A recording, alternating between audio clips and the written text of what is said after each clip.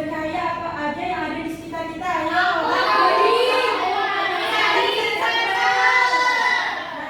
Pernah nggak melihat kayak pen ditaruh di air? Kayak patah. Benar.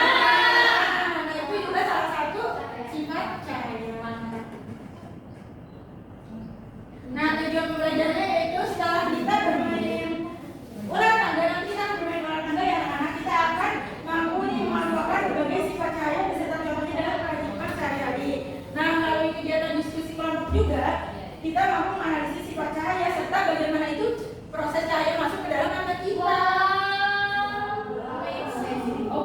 Nah, sebelum itu yang udah tahu belum apa itu cahaya? Ada yang berani itu? Saya. Apa ayo? Jadi cahaya itu adalah energi berbentuk gelombang elektromagnetik yang dapat dilihat oleh mata manusia, Ibu. Wah, benar. Tepuk tangan tadi ya.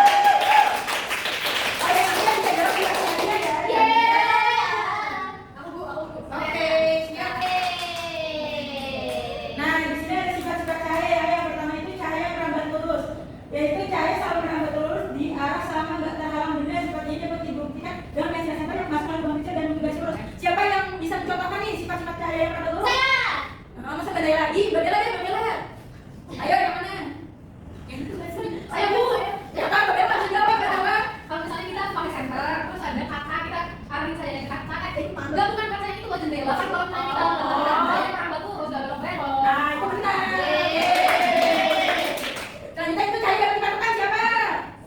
Titi, Mbak Titi duluan. Kan kalau tadi nama pakai kaca, kali ini pakai cermin, Bu. Jadi cermin dari ke cermin nanti cahayanya mantul ke arah sebaliknya. Wah, coba Mbak Titi, coba. Oh, Praktekin, ya kan? Bener gak nih? Maju. Belum. Ya, aku ya. Maju. Maju. Cahaya merambat lurus ya? Ya. Nah, pantulan-pantulan cahaya itu tadi ada yang namanya pantulan satu yang benar bentuk kayak pantulannya lurus benar satu, ada juga yang pantulannya baur. Karena pantulan baur itu terjadi pada permukaan yang kasar. Kalau pantulan yang di permukaan halus itu kan membuat pantulannya teratur. Nah, selanjutnya itu cahaya dapat dibiaskan. Ada yang bisa memberikan contoh? Dapatin. Apa yang kita mengalihkan ke hidung kita, itu terus kita masukkan cendol ini seperti membiko, Ibu. Wah, benar anak? Benar. Coba Pakai ini kan? Bu. Iya, Bu. Iya, iya. Iya, Ibu. Iya, bisa kan? Selanjutnya itu cahaya dapat menembus benda bening. Ini salah satu benda bening yang anak-anak. Iya. Coba kita rasakan, bisa nggak? Bisa. Wah, bisa.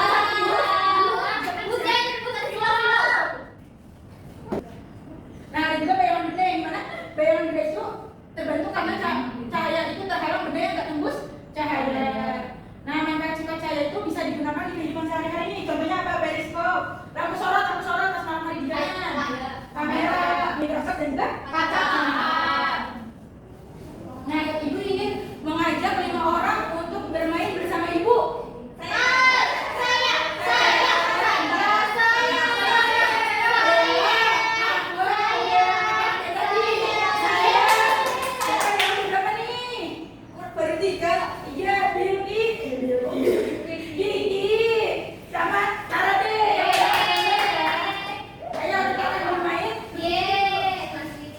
Bermain apa ya? Bola tangga.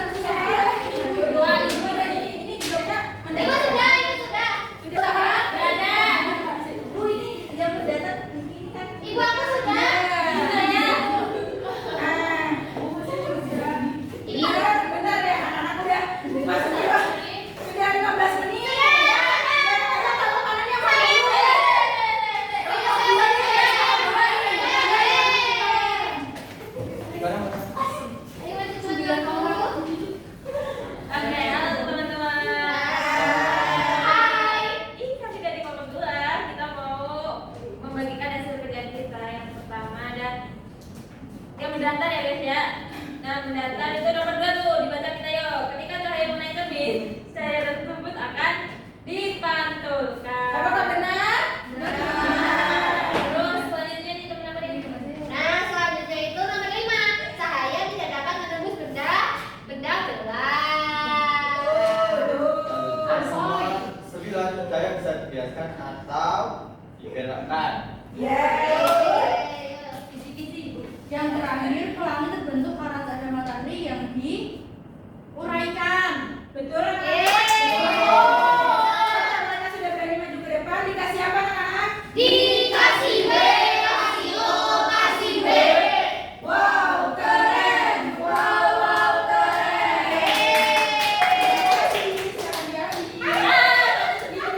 Super.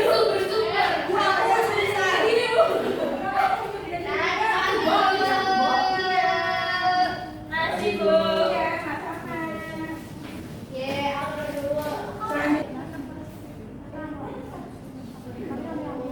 Setelah kita mempelajari tentang sifat-sifat cahaya, bagaimana ya cara kita itu melihat benda karena cahaya? Bagaimana sih cahaya bisa masuk ke mata kita?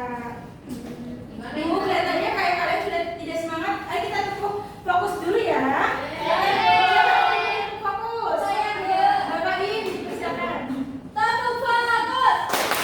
Melihat, mendengar, mengingat, fokus. Nah, cara kita melihat benda karena cahaya itu yang pertama itu cahaya mengenai benda, cahaya dari matahari atau lampu pancar dan mengenai benda yang ada di sekitar kita. Nah, kedua itu cahaya itu dipantulkan ke mata benda tersebut, kemudian memantulkan cahaya yang diterimanya ke arah mata kita. Nah, yang ketiga itu mata menangkap pantulan cahaya yang masuk ke mata kita akan dirangkap oleh retina kita.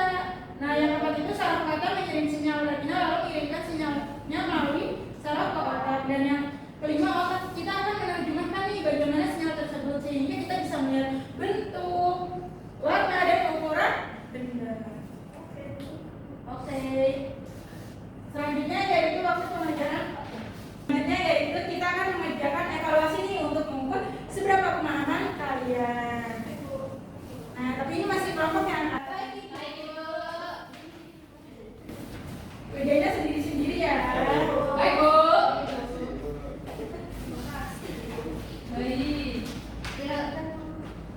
Ayo yang soal pertama nih, gambar apa itu? Sudah, Ibu.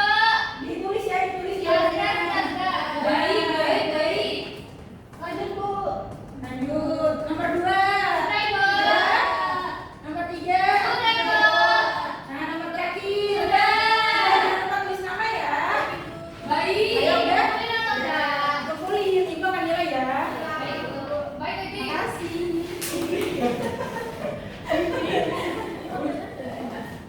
Ibu, oh iya. Ibu akan cek dulu ya anak-anak. Nanti besok minggu depan Ibu akan mengumumkan. Baik, Ibu.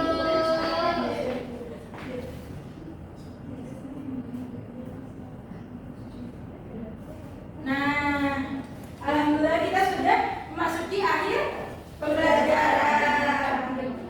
Di hari ini kita belajar tentang apa? Ayo. Sifat cahaya. Cahaya bisa apa aja?